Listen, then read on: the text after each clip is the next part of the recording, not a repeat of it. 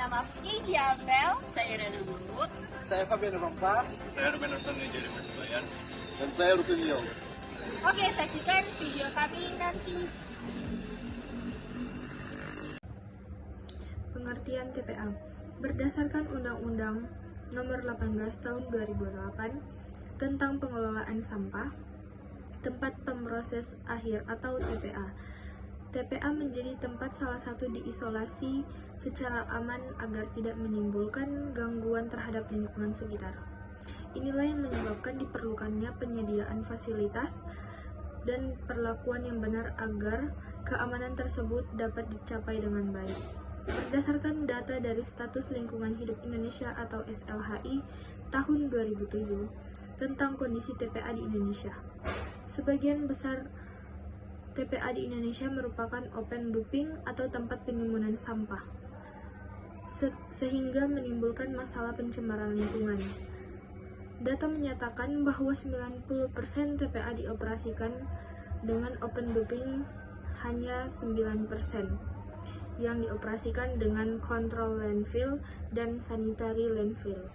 Perbaikan TPA sangatlah diperlukan untuk pengelolaan sampah di skala kota. Menurut Standar Nasional Indonesia atau SNI, terdapat beberapa metode pembuangan akhir sampah. Yang pertama adalah open dumping. Metode ini adalah metode yang paling sederhana dan sangat mudah untuk dilakukan. Tidak ada perlakuan khusus, sampah yang masuk hanya ditumpuk begitu saja tanpa adanya proses lebih lanjut.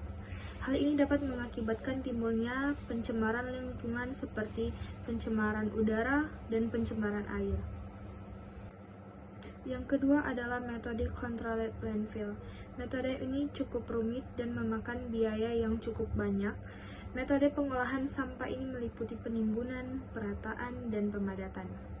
Jika lahan yang digunakan sudah penuh, timbunan sampah diberi lapis penutup dengan periode waktu yang sudah ditentukan. Sanitary landfill. Metode ini adalah metode yang paling rumit dibandingkan dengan dua metode sebelumnya. Dan biaya yang digunakan juga relatif tinggi, tetapi berdampak positif bagi masyarakat di sekitar TPA. Dalam metode ini, sampah ditumpuk hingga mencapai ketebalan tertentu, kemudian dipadatkan dan dilapisi dengan tanah secara berulang. Selanjutnya, landfill mining.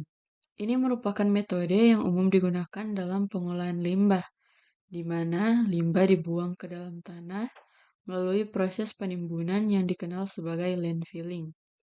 Terlebih lagi, landfill mining merupakan strategi inovatif yang memungkinkan kita untuk memulihkan sumber daya dan material yang masih bisa dimanfaatkan kembali.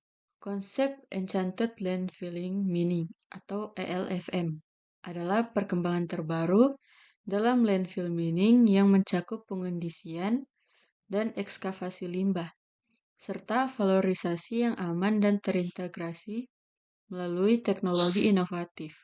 ELFM memungkinkan kita untuk mengubah limbah menjadi material yang berguna atau energi, sambil tetap memperhatikan aspek sosial dan lingkungan.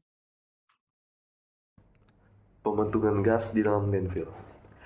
Landfill gas dihasilkan dari proses dekomposisi sampah yang tertimbun di dalam landfill oleh aktivitas mikroorganisme. Proses dekomposisi berlangsung secara anaerobik melalui beberapa tahapan, yaitu yang pertama hidrolisis, yaitu pemecahan rantai karbon panjang menjadi rantai karbon yang lebih sederhana dalam proses degradasi sampah oleh mikroorganisme.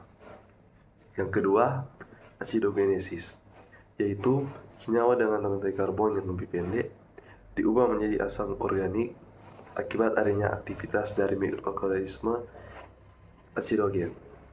Yang ketiga, metanogenesis, yaitu tahap degradasi yang menghasilkan gas metan dan gas lain akibat aktivitas mikroorganisme pembentuk metanaca. Secara umum, dekomposisi sampah di dalam landfill berlangsung secara anaerobik. Proses dekomposisi sampah secara anaerobik akan membentuk gas. Komposisi sampah yang dihasilkan sangat dipenuhi oleh mikroorganisme yang mendekomposisi sampah Dan secara umum gas yang dihasilkan sangat terkait dengan fase-fase penguraian sampah secara anaerobik.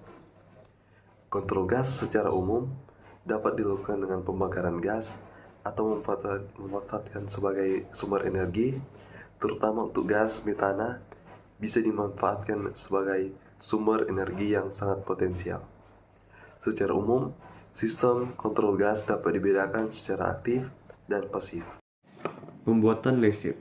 Leachate adalah cairan yang terbentuk dari proses dekomposisi sampah organik di tempat pembuangan akhir atau TPA. Proses pembuatan leachate ada 4. Yang pertama ada air hujan merembes. Proses ini dimulai ketika air hujan meresap ke dalam tumpukan sampah. Yang kedua ada dekomposisi sampah. Air hujan yang meresap ini bercampur dengan sampah organik dan memicu proses dekomposisi. Yang ketiga ada pelarutan zat kimia. Zat-zat kimia yang dihasilkan dari proses dekomposisi kemudian larut dalam air dan akhirnya membentuk cairan leachate. Dan yang terakhir ada aliran leachate. Leachate yang terbentuk akan mengalir melalui tumpukan-tumpukan sampah dan membawa berbagai macam polutan termasuk logam berat, bakteri, dan senyawa organik yang berbahaya. Metode ini memiliki dampak positif dan negatif. Dampak negatifnya meliputi pencemaran air tanah, emisi gas rumah kaca, pencemaran udara, bahaya kesehatan, dan penurunan nilai tanah. Dampak positifnya meliputi pengurangan volume sampah, pemulihan lahan, dan pembangkitan energi. Namun metode ini juga dapat mengurangi volume sampah dan menghasilkan energi. Itu dampak positifnya.